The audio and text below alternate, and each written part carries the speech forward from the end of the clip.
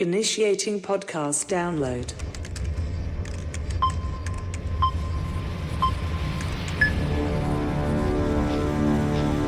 Prepare yourself.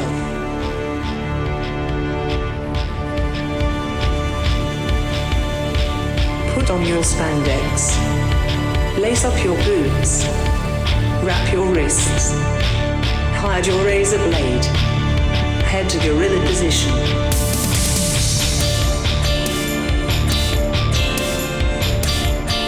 Grease up your hair. Apply baby oil. Okay, apply more baby oil. Get into gimmick. Keep your ears open and your mouth shut. Have fun and be safe out there, brother. Welcome to Iron on Wrestling. Now your host, Gregory Iron. Hello again, everyone. Welcome to another edition of Iron on Wrestling with Gregory Iron. I'm your host, Gregory Iron. This is episode 290. Why don't you wine me, dine me? You know, maybe, possibly 69 me? I don't know. Look, I can't use my freaking arms. I need some help here. Is that the rhyme I should have started the show with? Well, I did. It's too damn late. Good to see you. Hope you guys are well. And I know I'm doing well. Happy to be here. No Aaron Bauer in the building, of course, again, as he will not come to my house, and it is baseball season. And so because I'm injured and cannot drive, it's me flying solo again. But we've got a lot to talk about this week. We have a bunch of questions that you guys submitted from social media, but also from patreon.com/ironwrestling, which, of course, Patreon members get first priority on the show with their questions. That's why it pays to be a Patreon member. And why aren't you paying to be on Patreon? I mean, listen, I appreciate all of you guys who have subscribed to YouTube or subscribed to iTunes or Spotify or wherever you download podcasts for free. But if you're looking for a buttload of bonus content, you got to be on Patreon. That's where all the archived bonus episodes are, dating back to 2019. That's where all your extended episodes are. So if you listened to a free episode before, you probably missed out on some extra stuff. Like, for instance, last week, I talked for an extra 30 minutes about the WWE Hall of Fame over on the extended version. There's so many bonuses. The show comes out a day early over on Patreon. Bonus videos, $3 tiers for audio, $5 for bonus videos. $9 is the preferred tier where you get involved in the live chat, which we actually did for this month. This past Sunday, we'll be doing it again next month.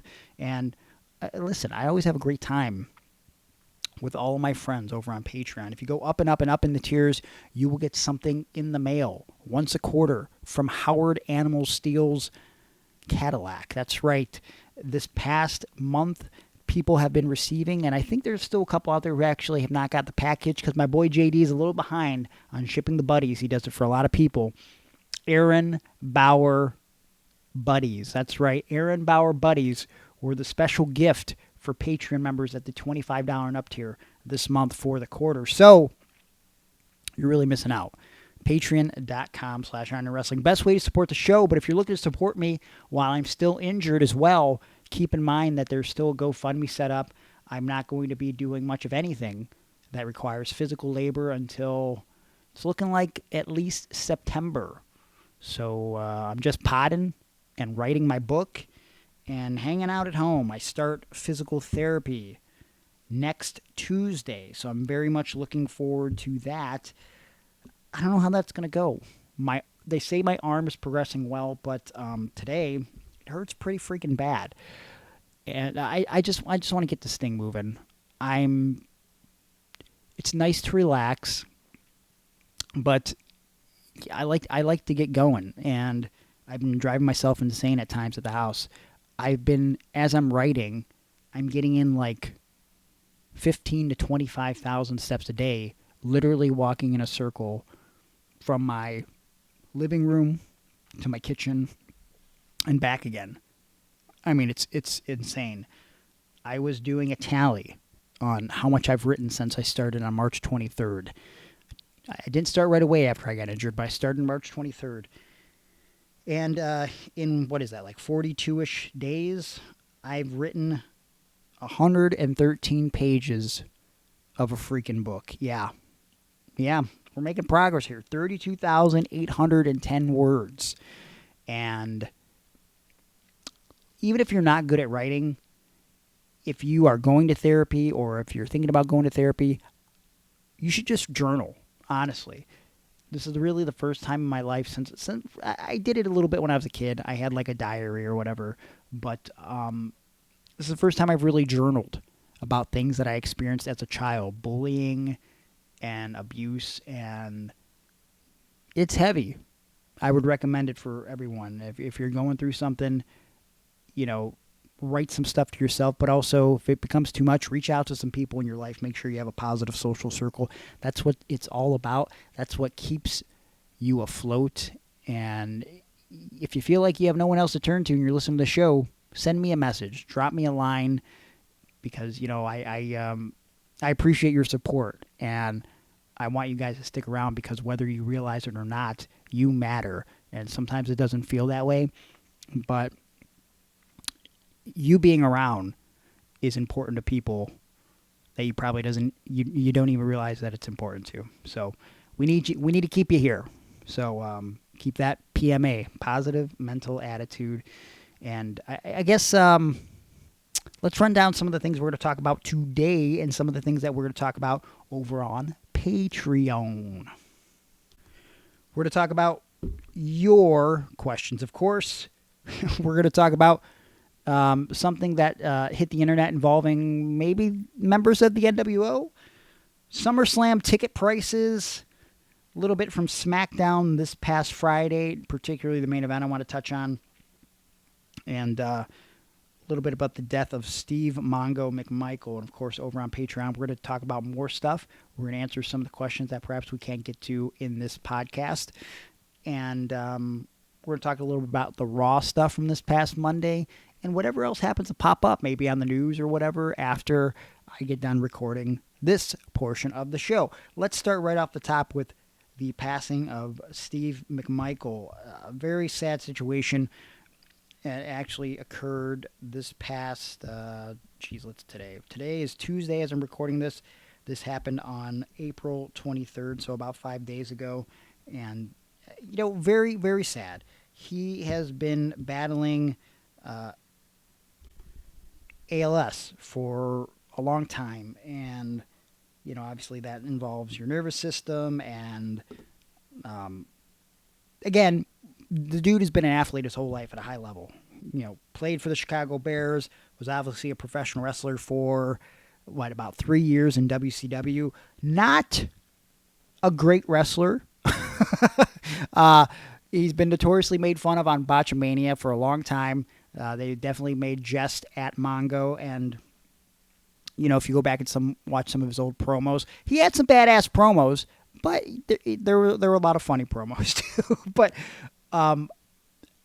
what I think Mongo will be remembered for is his attitude and the way that it seemed like the people that he interacted with, the impact that he left on them. And he just seemed like a badass, cool dude. I was watching some clips of him that people were sharing on social media. And, there was a video of him at a baseball game, and he was up in the announcer's booth, and he ended up getting some mic time, and he ended up talking shit to an umpire, and got kicked out of a baseball game. And I was like, that's pretty badass. And someone posted a tweet about like how they were at a Bears game one time, and because they were a little kid, they said, "Screw the Packers," really loud. And Mongo was in the area, and he came over, and when he heard that, he said, "Son, you don't use that type of language around here. It's fuck the Packers." And I mean, Ric Flair loves Mongo. I think there's a reason why he was in a Horseman. It wasn't for his wrestling ability, right? And I would imagine Mongo probably was the life of the party. He's probably one of his more memorable things that he did was he was involved in the main event of WrestleMania 11. actually. I think people forget about that. He was part of the All-Pro team that accompanied Lawrence Taylor to ringside in the matchup with Bam Bam Bigelow that closed the show. And even though he's remembered as a member of the Four Horsemen, I think a lot of people will remember him from that first year of Nitro as a member of the commentary team, doing color commentary with his dog. And, you know, he brought a little bit of flavor to commentary on Nitro. I don't want to say that he was not on par with Jesse Ventura, but I think he would have been WCW's version of Jesse Ventura at the time. Obviously, for a couple years, they had the actual Jesse Ventura. But the idea with Bischoff putting Mongo on commentary was to try to get mainstream appeal for this brand new show that was going head to head with Raw on Monday nights. There wasn't a lot of notable Mongo feuds, really. I think the one that stands out in my mind is his feud with Goldberg. That happened. That they had a match at Starrcade 1997, and at the time, Goldberg was like the silent guy. He really wasn't saying much, and it almost seemed like they were trying to position him as the heel in that feud. Goldberg stole Mongo's Super Bowl ring, and McMichael would end up hitting Goldberg with a pipe to get it back, and that was kind of absurd. He feuded a little bit with Raven's Flock, and believe it or not, Mongo stuck around. It seems weird to think about, but Mongo was around until 1999. He made a couple appearances on Nitro in February and in March. He ended up teaming with Benoit and Dean Malenko, and after that, he was released from his WCW contract. For whatever reason, he made some appearances in TNA. Look, again, not a super fan of his wrestling ability, but the guy had an enduring spirit.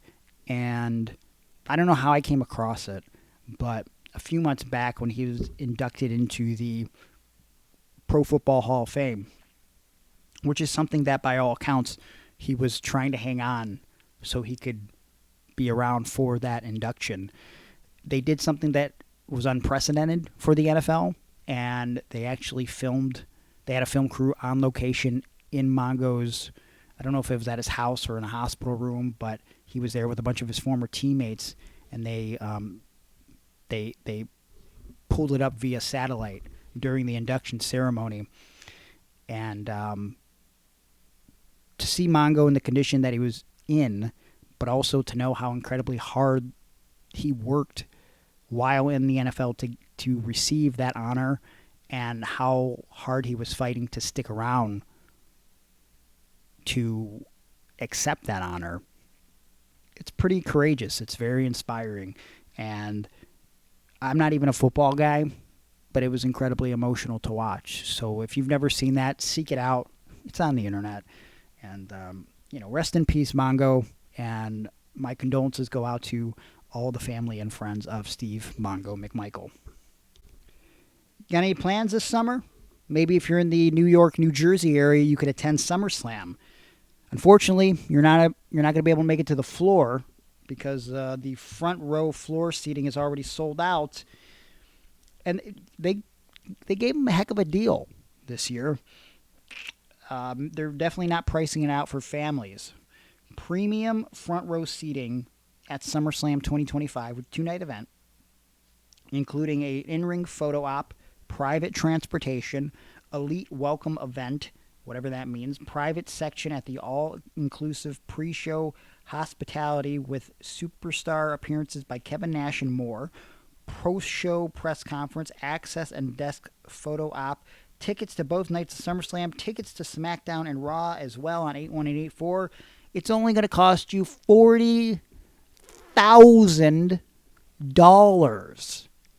$40,000 doll hairs to go to a wrestling show. I'm sorry.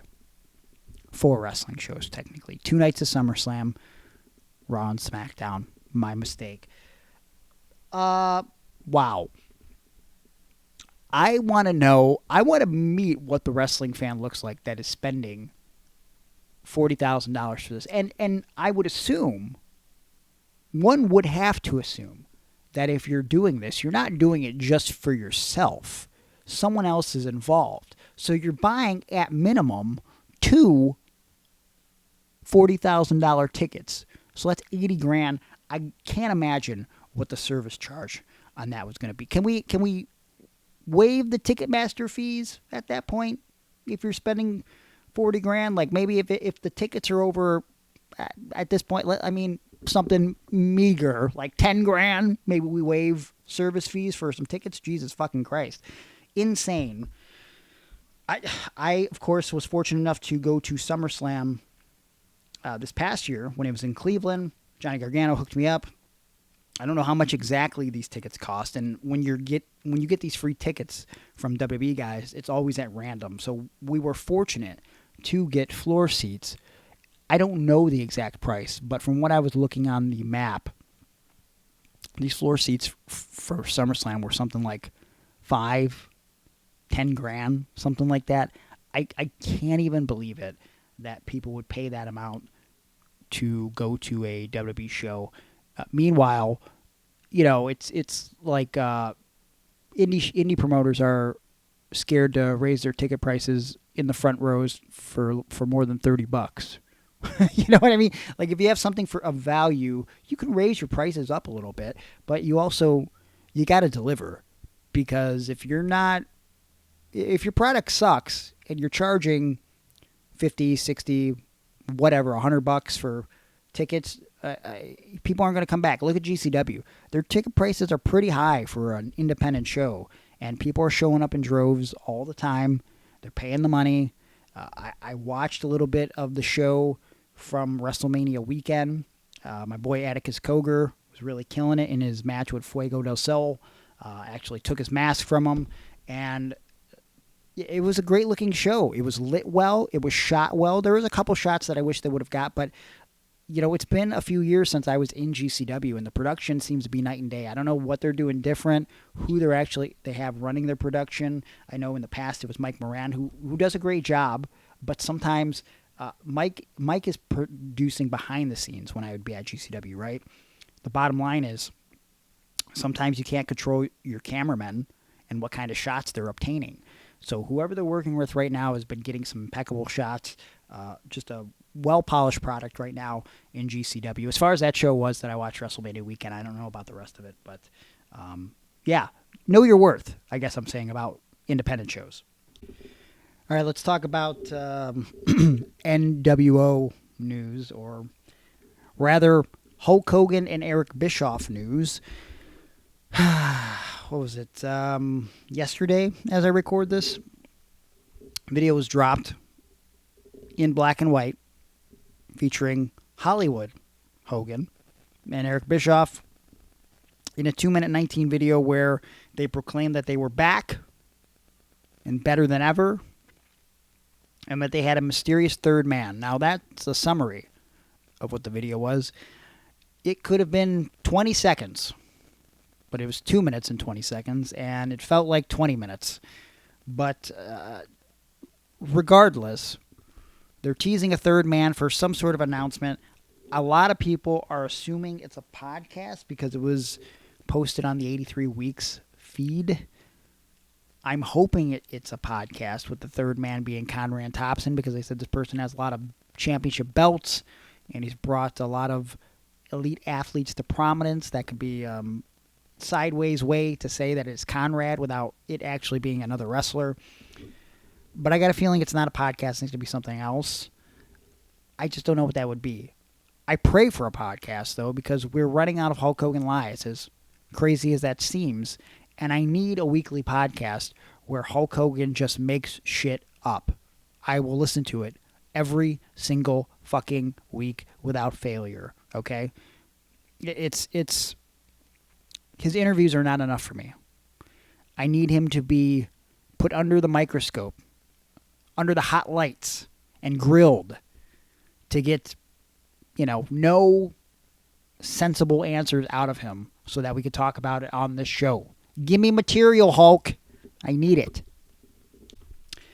This past week on SmackDown, A lot of stuff happened on that, but the most important thing to me that happened on SmackDown was they had a 35-minute tables, ladders, and chairs match. It was DIY, my boys, Gargano and Ciampa versus Motor City Machine Guns, my other boys, Chris Sabin and Alex Shelley, and the Street Profits, who I've never met in my life, but by all accounts are pretty cool. And a lot of people were saying this match should have been on WrestleMania. And I think that when it was all said and done, if it didn't, it should have.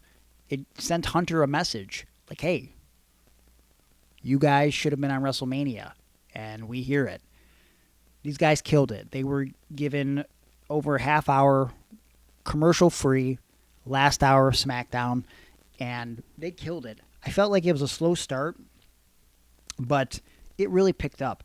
And I think that they did some pretty innovative stuff in the match.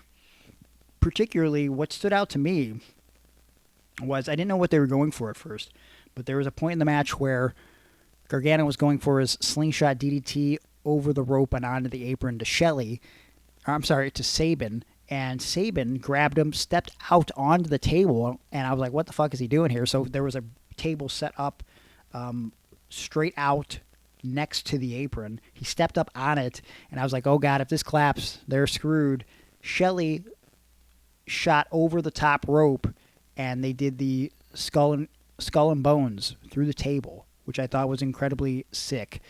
Ciampa was killing himself out there. He ended up taking the spear leading into the finish from Dawkins, and Montez Ford did 3 top rope suicidas over the top rope into different things like the blockbuster, a frontwards flip.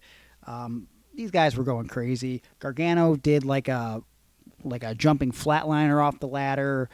It was sick. I think, in my opinion, and again, I have a bias, I might put it in the top 10 TLC matches of all time. And that's saying a lot. I think there's been 31 in company history, and I feel like this will go in there as one of those dark horse top 10 TLC matches. I think there are 2 that slip in that happen on TV that I think people forget about. Without putting them in particular order, I think, and I'm going to look at a list here in a second, I would easily put TLC, I think it was TLC 3, the forgotten TLC match that it was known as for a long time, that happened on SmackDown in May of 2001. It was Jericho and Benoit versus Edge and Christian versus the Dudley Boyz versus the Hardy Boyz in a 4-way TLC match where Jericho and Benoit ended up retaining the championships. So that was the first time that Edge and Christian had lost one of those tag team ladder matches, if you include the one at WrestleMania 2000. I would also argue that the Raw Roulette TLC match that happened in October of 2002 would also be in the top 10. We're talking Kane, who was originally supposed to team with Hurricane, but he was taken out of the match, versus the Dudley Boyz, which consist of not Devon, but Bubba Ray and Spike Dudley, Christian and Chris Jericho, and Jeff Hardy and Rob Van Dam. I think that would be 2 matches in my top 10. I would put the tag match that happened this past week on SmackDown in my top 10, and I think, obviously, you're going to put probably at number 1 is the original, not the original, but TLC 2 from WrestleMania 17. TLC 1 would be in the top 10, and I got to round it out with 5 more. I would say John Cena versus Edge from Unforgiven 2006 was always a standout match. Another one that I think gets slept on and forgotten about, Edge versus The Undertaker from One Night Stand 2008. Undertaker takes a crazy fucking bump through a bunch of tables, off the top of a ladder, from the ring to the floor. When you think about, like Undertaker starting to wind down at 2008, the fact that he took that bump is insane. I would put Punk and Hardy from SummerSlam in 2009 in that top 10. And geez, I got 2 left, and there's not a lot of current ones that I'm putting in the running there, but let me see what the current list looks like. I'm probably going to go... Oh, boy. Didn't Orton have like a TLC match or was that just like a ladder match? There was a couple during the pandemic that were just standard ladder matches that come to mind. I remember the Shield in their debut match having a crazy match. Who was it against? Let's see here. It was a TLC, right? Yeah, versus Team Hell No and Ryback. That might go in there. That happened at TLC 2012, and I think if I had to end it all, I'm going to go WLC. I'm going to go WLC. That counts. Extreme Rules. It was on the pre-show 2014. Hornswoggle versus El Torito. I think that is my top 10. I think an honorable mention would be Edge and Ric Flair.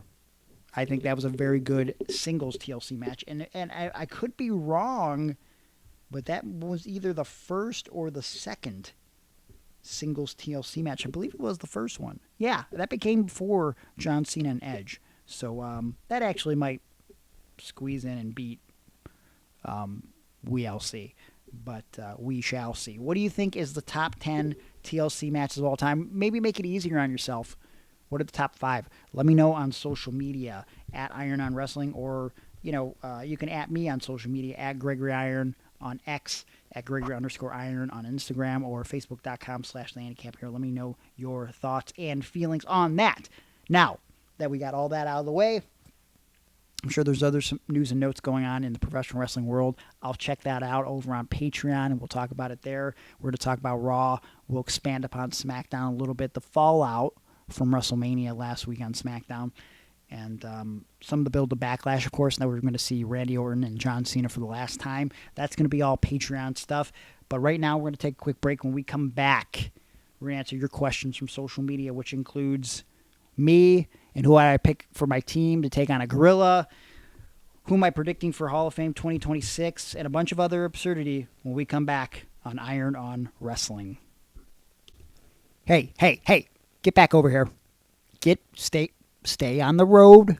Stay on the path. What are you doing? You know what? I'm not mad.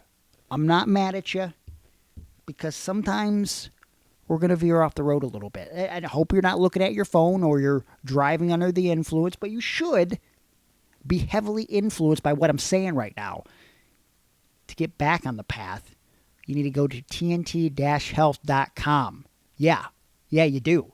You got to stick to that health and wellness journey. And if you veer off the path, it's okay, because Mike and the good folks over at TNT Health know that no one is perfect. But they still want to be there for you every step of the way and help you, just hold your hand a little bit, help you steer the wheel, okay? Mike isn't just going to sell you supplements. He's going to sell you results. He's going to help you track your macros. That means your general nutrition, your protein, your carbohydrates, your calories. He's going to help adjust those to meet your health and fitness goals. Over at TNT-health.com, they got a wide variety of products. They got fat burners, muscle-building supplements, protein, pre-workout, post-workout, pro-hormones, healthy living things like amino acids, vitamins, minerals, and everything in between. So, I'm asking you, why aren't you looking at TNT Health right now? It's free to look, and if you buy anything, you'll save 10% with our promo code. The promo code is IRONON, IRONON, IRONON. Save 10% on anything you buy. So take a chance on yourself. Do the right thing. Go to TNT-health.com, because at TNT Health, it's about your health today, not tomorrow. Hey, I bet you need some artwork. Yeah. Who doesn't like artwork? Look, AI, that's a loser way out, okay? There's hardworking artists out there that need your support. AI is going to be taking over everything, and it's terrifying, okay? So do yourself the best thing you could do when it comes to art.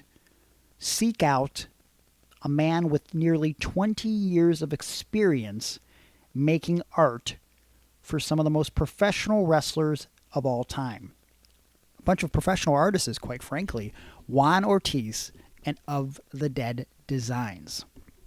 He's been in the game for 2 decades. His stuff has been in Hot Topic, on a wide variety of television shows, on a plethora of wrestlers' bodies, printed onto action figures. I mean, he's top tier talent, okay, for sure. He's done stuff for many of the prominent figures within WWE. I'm talking The Undertaker, Seth Rollins, Hulk Hogan, Cody Rhodes, Penta, so many others. That's just naming a few, okay? Top stars in AEW, NXT, New Japan Professional Wrestling. Why did I say professional wrestling? I don't know. Because he's a professional. TNA/Impact. So many more. He's done designs for me. If you aren't a part of Patreon, you missed out on our special podcasting couch long sleeve shirt that we sent out with an alpaca in a bikini sitting on a couch with me and Aaron. You could be wearing that on your body in public, in front of people. And Juan Ortiz and Of the Dead Designs created it. You're missing out. You suck. Stop sucking.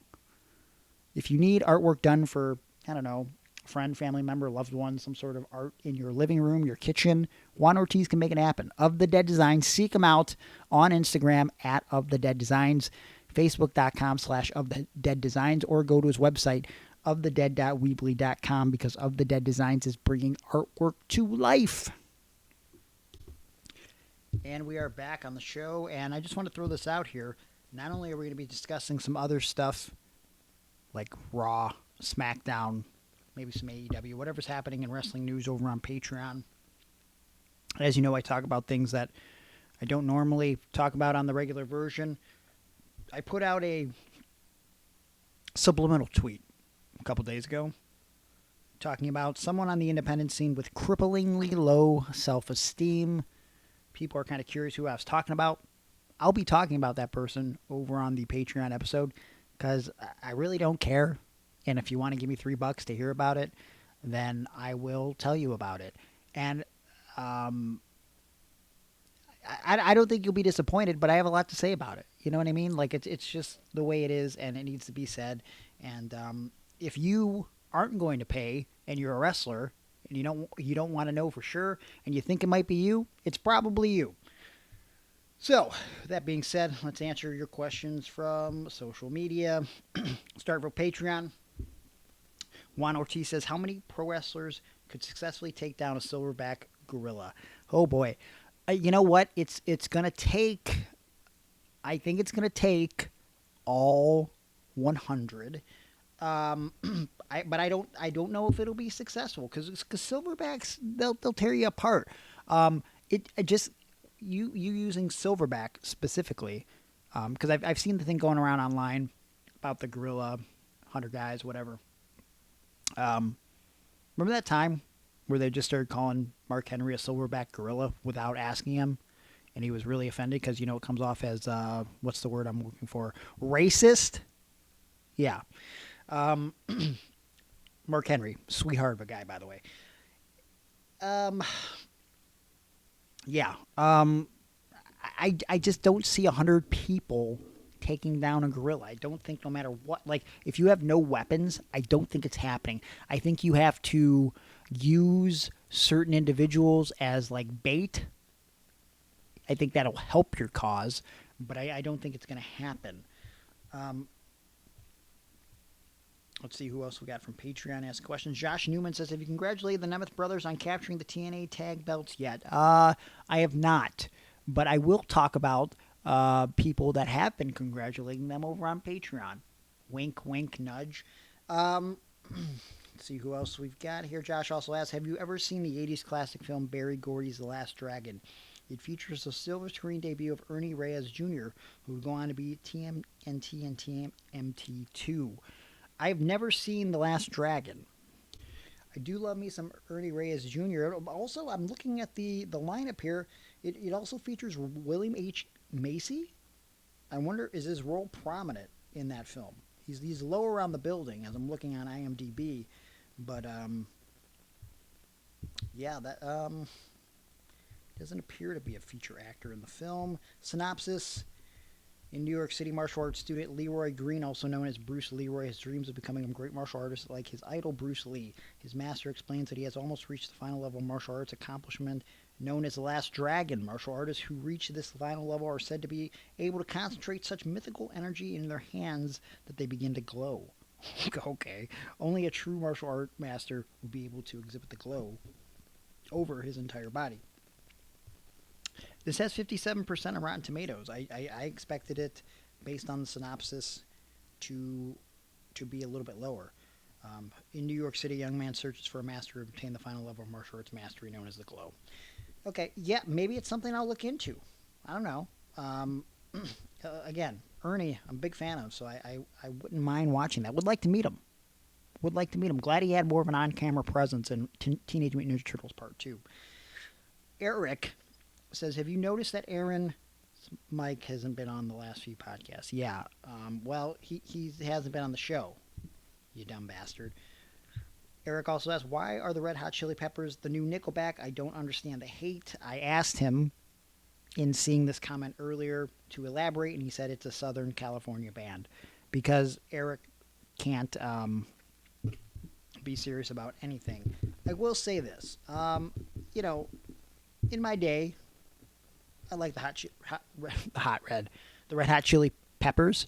I once went on a date with a girl to see the Red Hot Chili Pipers, guys that played bagpipes. That was pretty good. I will say maybe part of the problem is, and I don't know what's going on, maybe I'm missing something in the news with them, but Anthony from the band, he's been, what is he, like, dating like 18, 19-year-old girls or something, or 18 or 19-year-old girl, and he's like 60-some years old. Comes off as kind of creepy. That might play a role. Eric, I think this might be a serious question. Favorite AIW memories? Absolute Intense Wrestling. Yeah, I have a lot of great memories from AIW. I really loved my run as the Intense Champion, where I was taking photos in various areas wearing nothing but the belt, which landed me a photo with the Cleveland skyline behind me in the pages of Pro Wrestling Illustrated. I believe that was in 2012. That's one of like 3 or 4 times I had my picture featured in there, which I'm very proud of that as a kid who grew up reading that magazine. I really love that the Iron Curtain was born in AIW, and I was able to branch out with the Iron Curtain and have various chapters of the Iron Curtain throughout the United States. There was a New York chapter, a Chicago chapter, a Michigan chapter for a little bit there, a chapter down in Dayton, Ohio. And so the Iron Curtain was a great thing for me. I don't think anything tops my time with Veda Scott and the story that I did with her. I love her. She's a longtime, dear, close, personal friend of mine.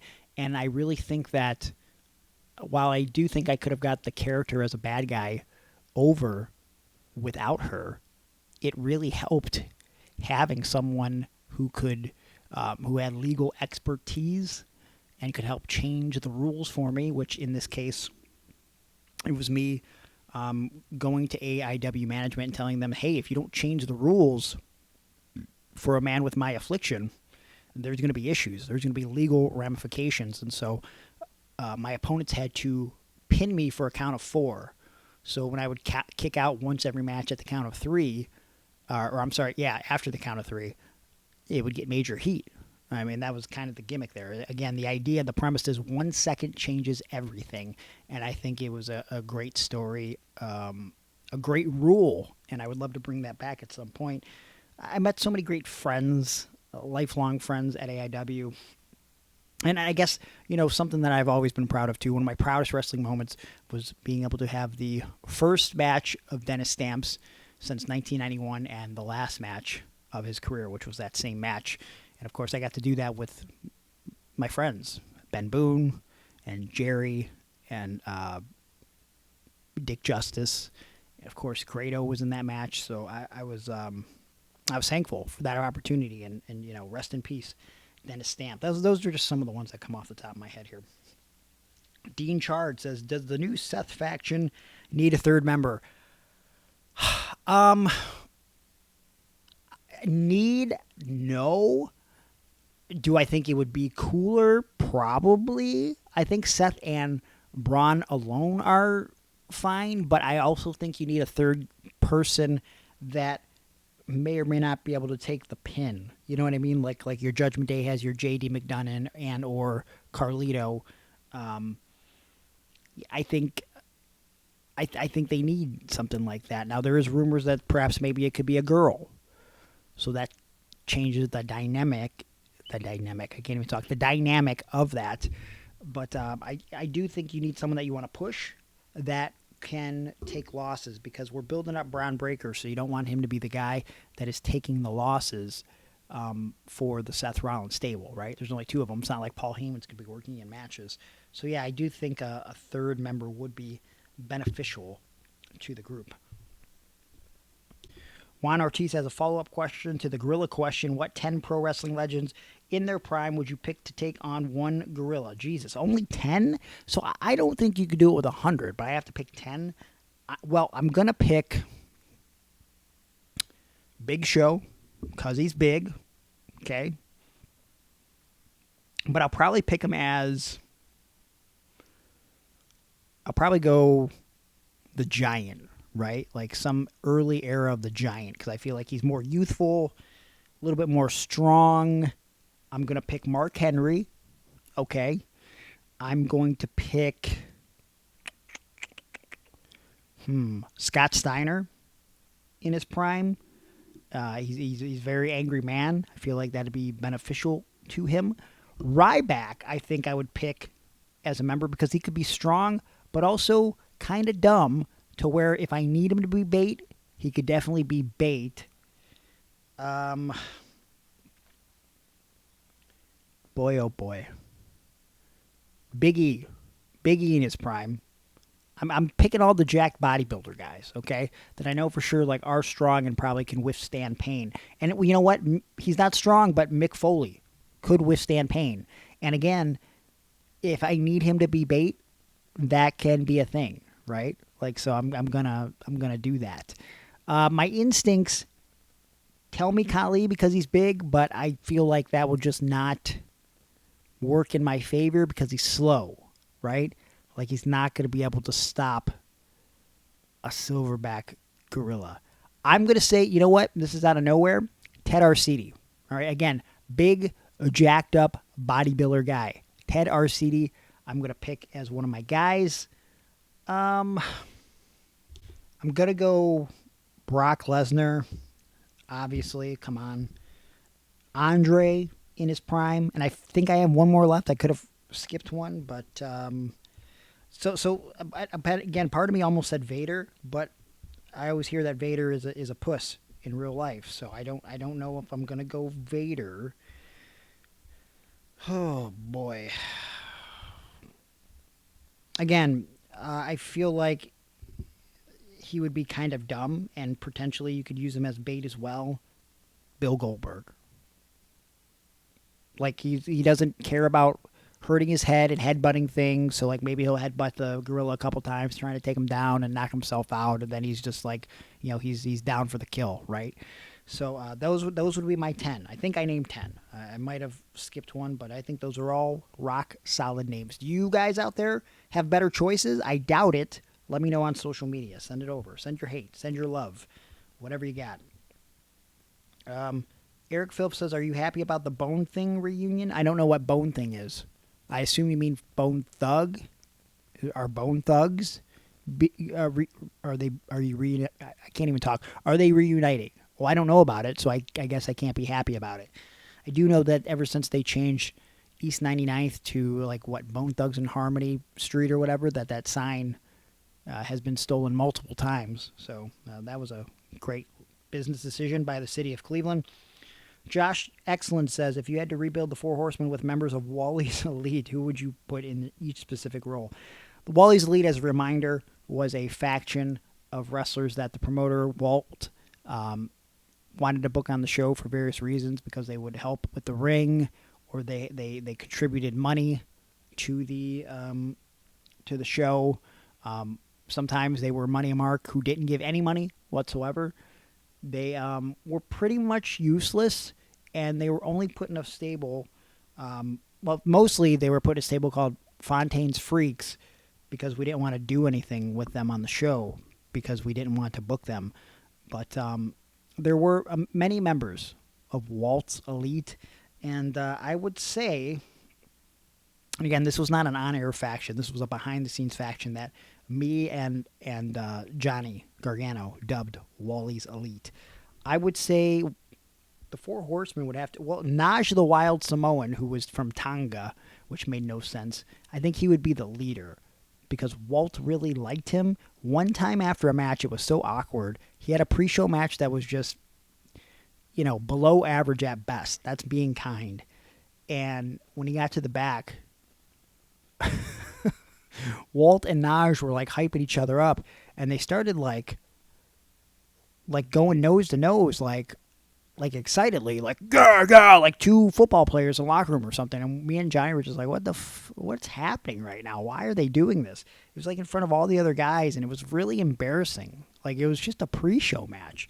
So I think definitely for sure Naj the Wild Samoan is the leader of Walt's Elite. I would say Mr. Brinks is in Walt's Elite. Again, he was a money mark that had no money whatsoever, and he was put into a bodyguard/security guard role, which actually somehow landed him a match with Jason Bane once on television, which the man was not trained at all, so I'm not sure why that happened. I would put, boy oh boy, Pleatherman in Walt's Elite. Pleatherman is probably one of the lesser-known members of Walt's Elite. I don't know what his deal was. All I know is he paid Walt money. And because of that, in his terrible pleather pants on the pre-show of Resolution 3, I believe it was. I think Resolution 3 was the year we booked Greg Valentine and Jim the Anvil Neihard.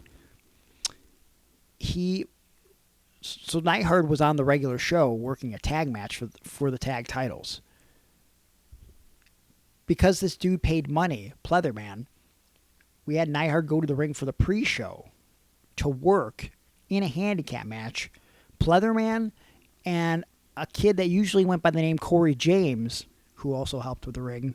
But around that time, LeBron James had left Cleveland. So to get cheap heat, we changed his name to Corey LeBron James, and he would wear a LeBron James jersey to the ring. So that's on the same level as the decade prior here in Cleveland Wrestling. At the CWA, they had a guy named Bobby Modell who claimed to be the nephew of former Cleveland Browns owner Art Modell, who famously took the Browns away from the city and moved them to Baltimore. So that's the level of heat we're talking about here. Like we're playing to the lowest common denominator. And I guess the fourth member of Wally's Elite, I'm going to go Frisky. Frisky is the fourth member of Walt's Elite. She was brought in for one show. She worked at a local diner. Real rough-looking woman. And it was Walt's idea to put her with the group Sex Appeal, which was Bobby Beverly, Bobby Shields, and Nikki Valentino. And Johnny and I predicted that it would last one show, and sure enough, it lasted exactly one show. And she was never back there again. So I guess she would be like our woman in the Four Horsemen, right? Justin Cannon asks, if you could pick the 2026 WWE Hall of Fame, who do you think is deserving to go in? Okay. So where's the Hall of Fame next year? It's going to be in Louisiana, right? New Orleans? All right, so here's a pick that I don't think anybody would guess. The only wrestler that I could think of that would fit some criteria for the Hall of Fame that isn't in, that is from the Louisiana area, that deserves to be in, would be Jazz. I would pick Jazz, former WWE Women's Champion, of course, an ECW original, and she was part of the Women's Championship matches at two WrestleManias, WrestleMania 18 and 19. I really feel like that Jazz is a often slept-on women's wrestler from back in the day, very underrated, and at a time when, you know, they're just starting to get wrestlers that could really go and they're taking them more serious. I think Jazz kind of helped in paving the way to more serious, it was the Divas era, but more serious women's wrestlers. So I would say Jazz is the women's inductee. And again, let's think like a booker here. To get people to come to the Hall of Fame, she's being inducted by Trish Stratus. So you could put Trish Stratus on the bill with Jazz. Trish Stratus, former, feuded with Jazz for a while in the WWF back in the day. So I'm going Jazz with Trish Stratus inducting. Because we're in the area in which Mid-South Wrestling used to run on a regular basis, Mid-South Wrestling, of course, very prominent in the 80s and the start of the 90s with the UWF, I'm going to say the Midnight Express with Jim Cornette. I think they're all three going in together.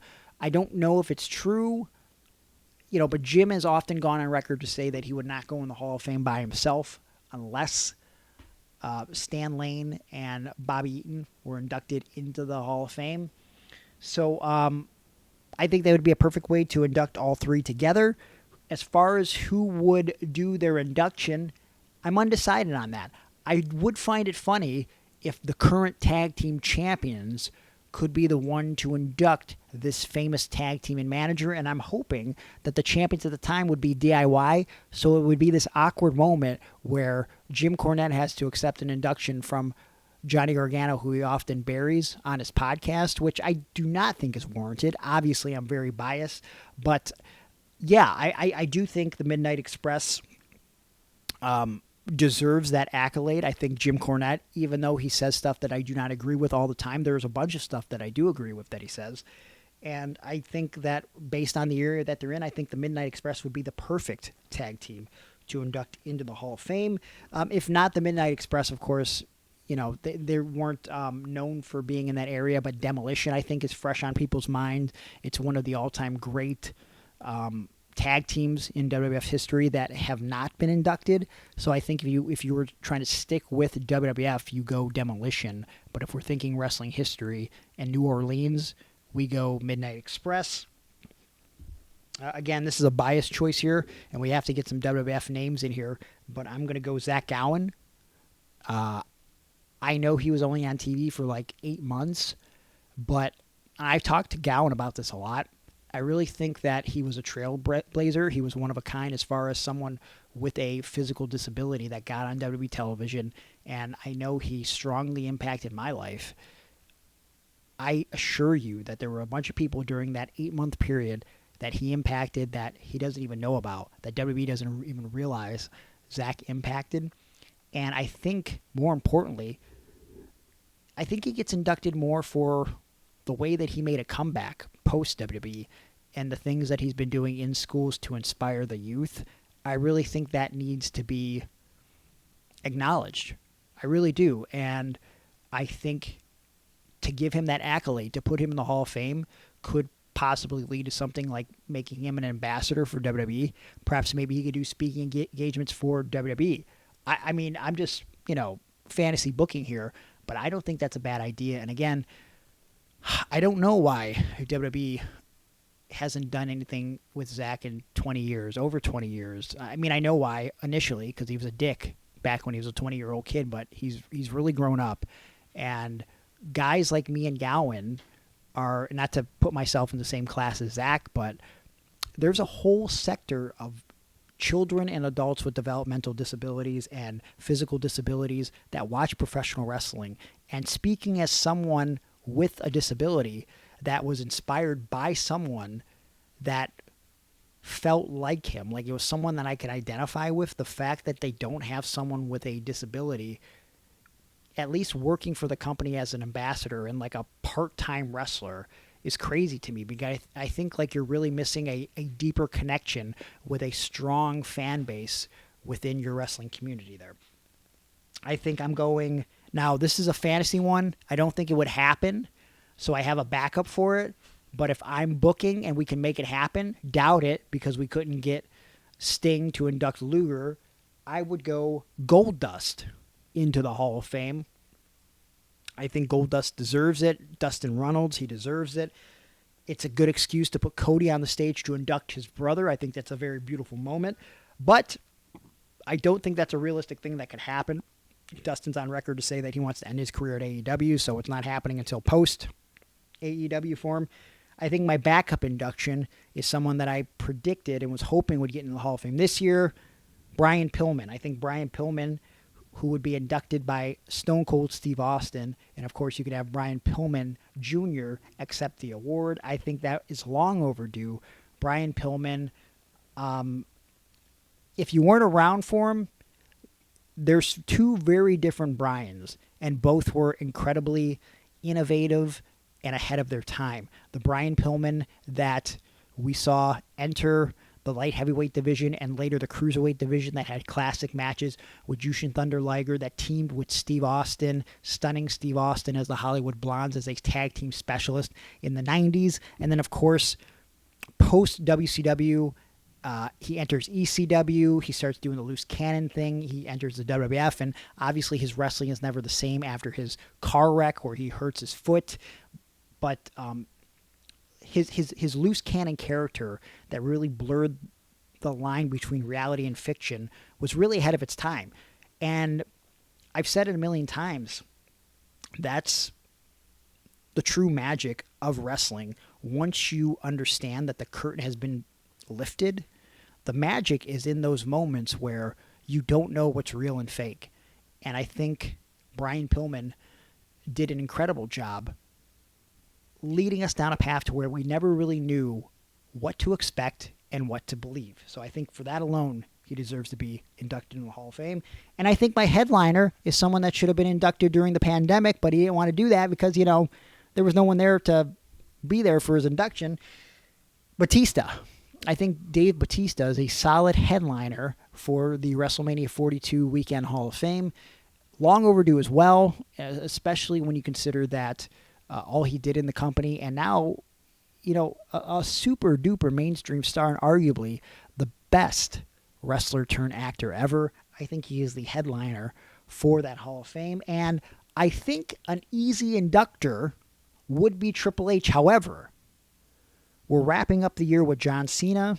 I think it's a good excuse to have John Cena back to have him induct Batista, because not only did he come up in that class with Batista back in the 2000s, but I think there's an interesting parallel with a John Cena induction about, how their careers have sort of shifted gears and into the lane of the Hollywood realm and doing motion pictures and commercials and television.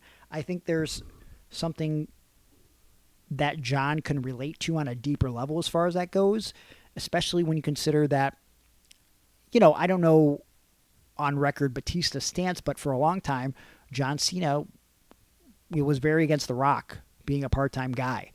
And for a lot of years, John Cena has now been that part-time guy, and now obviously he's wrapping up his career finally.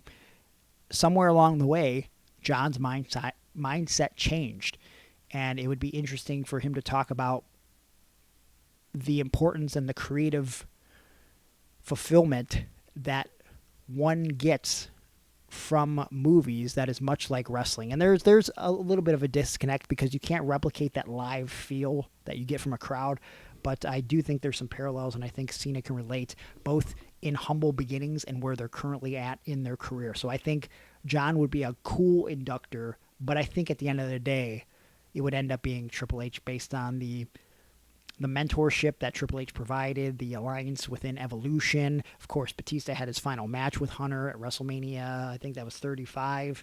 I think that was Hunter's last WrestleMania, actually. That's crazy to think that was, at that point, that would be 7 years ago by the time WrestleMania 42 comes around. David Sears says, what is your favorite Ninja Turtle episode of the OG series? You know what?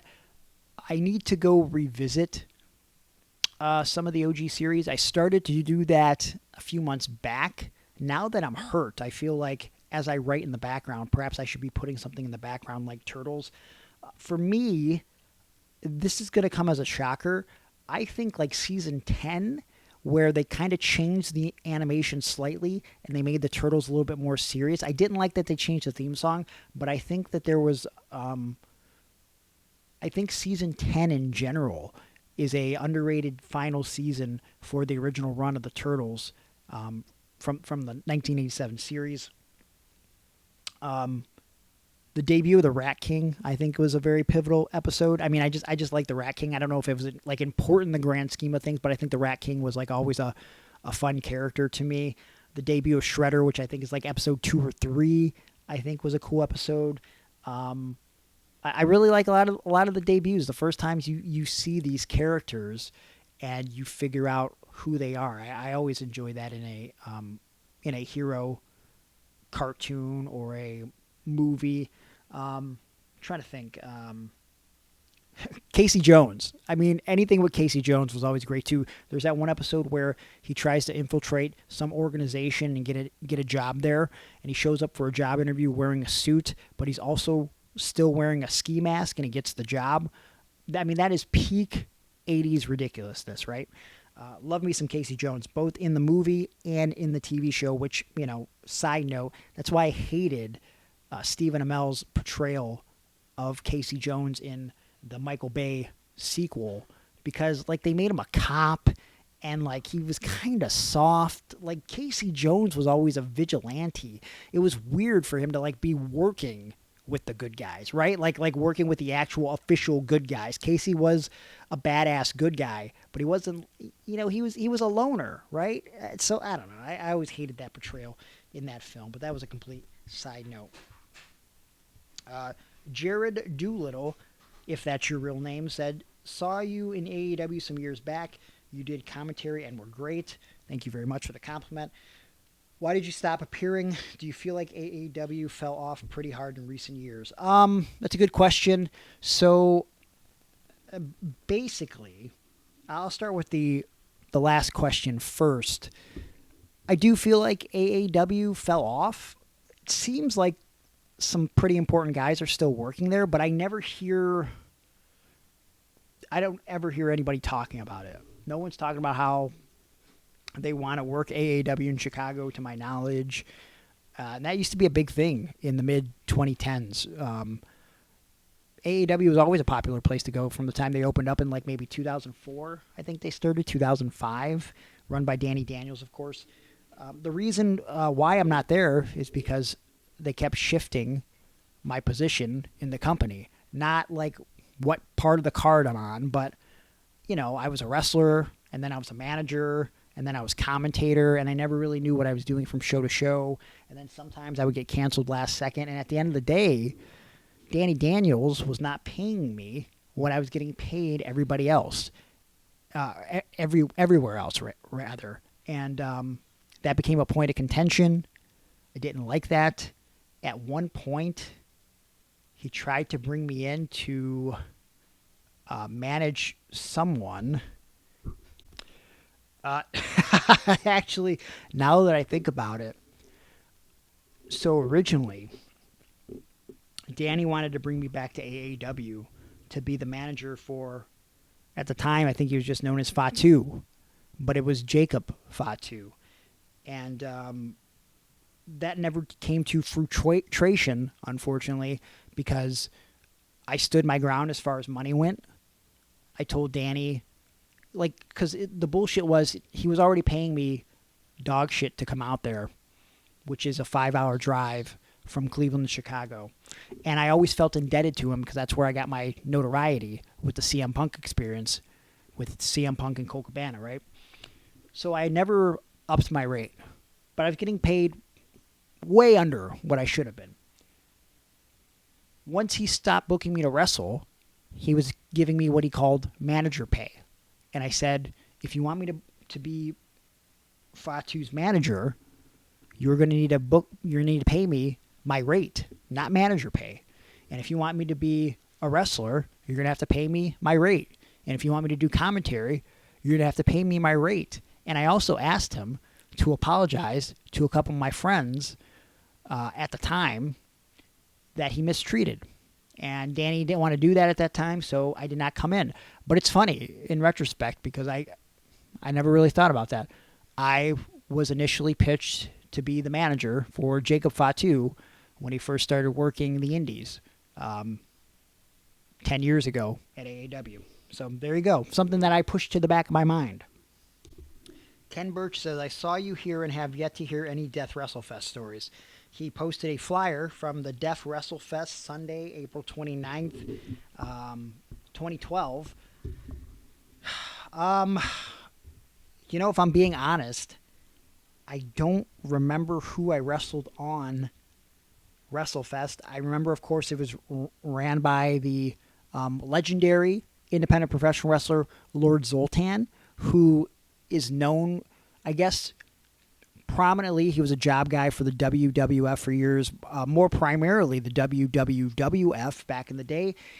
Fun factoid for you, he actually was the only person that the Iron Sheik defended the WWF Championship against during his couple-week run before dropping the championship to Hulk Hogan in 1984. Lord Zoltan was Iron Sheik's one and only defense. I'm pretty positive. It might have been one of two defenses. And the only standout thing that I have from Def WrestleFest, other than I was paid well and treated with respect, was I got to meet and shake the hand of Bruno Sammartino. And in retrospect, I wish I would have got a photo with him. I know more now than ever. Take the photos. But the poster that you posted, I still have that. There's actually an alternate poster with a bunch of drawings on it. So I have a poster with drawings of me, Bushwhacker Luke, Shark Boy, Dominic DeNucci, Zach Gallen, and Bruno Sammartino. So it's things like that you just can't put a price on. And that means a lot to me. So, yeah, I don't remember the match itself. Maybe, perhaps, Ken, you could tell me what the match was. But I don't recall. I think it was some sort of singles match, right? Probably something that was not good for me, only wrestling 5 years at that point. Yikes. But, hey, I think that's a good way to end the show this week. I'm going to answer more questions over on Patreon. $3 tier, I'm going to be spilling some tea about some individuals that I may or may not like. I'm going to be talking about Raw. I'm going to be talking a little bit more about SmackDown, other wrestling news. That's where the magic happens, over on patreon.com/ironwrestling. So sign up. It supports me, and it supports your ear holes, because you get a buttload of bonus content. $3 gets you all the audio going back to 2019. $5 gets you all the video. Of course, the behind-the-scenes footage when I'm shooting stuff for YouTube and all that good stuff. $9 gets you involved in the Zoom chats that we do every month live, baby live, where I talk about stuff that I won't even talk about on any of the podcasts. And, of course, you go up in the tiers, you receive stuff in the mail. You can even podcast in studio with me. If you're interested in that, check out patreon.com/ironwrestling. Make sure you subscribe to the podcast if you haven't already on YouTube, iTunes, Spotify, wherever you download podcasts. It helps create visibility for the podcast, as well as leaving reviews and comments on our YouTube videos. Let us know what you think, what you want to see more of, what you want to see less of. Appreciate that very much. Follow us on social media at Iron Wrestling. Follow me on social media at Gregory Iron on X. I don't do much there because, quite frankly, I hate it. It's a cesspool. But you can get activity from me over on Instagram at Gregory_Iron, Facebook.com/TheHandicappedHero. And remember, I have been posting some excerpts of my book over on the social media, but I'm posting even more over on Patreon. So if you want to get in on the ground floor of this autobiography that I'm putting my heart and my soul into, Patreon, $3. That's the way to get it. ProWrestlingTees.com/TheHandicappedHero, or I'm sorry, /Gregory Iron. My brain is all over the place. CTE is a real thing. Cameo, if you want to shout out. And that is all I have to plug for this week. Hey, I appreciate you guys stopping by. And until next week, or if you can't wait that long until I see you on Patreon, thanks for stopping in. And here is a sweet, sweet kiss. Goodbye.